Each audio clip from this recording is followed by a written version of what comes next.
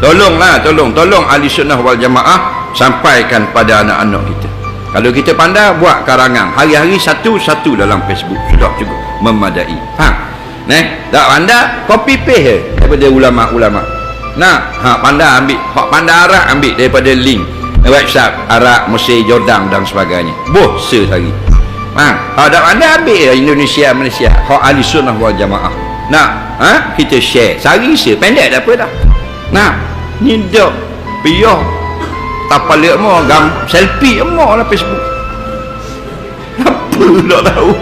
Jadi tak ada tolong Islam lah, bukan marah selfie boh waktu dulu. Faham lagi? Boh perkara tolong agama tu. Lepas tu selfie lah, buat muncul tik boleh, muncul beruk. Faham lagi? Ni ustaz pun tak nulis kat Facebook, ustaz dia tak tulis.